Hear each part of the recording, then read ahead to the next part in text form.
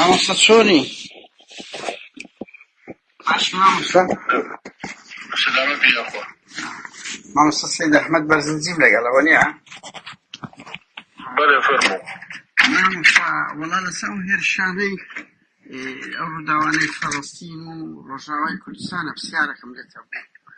بە هیواشم قەپات نەکەی. یعنی ئەمە بە پرسیارەکە بکەین یعنی کامران فتنەکەی.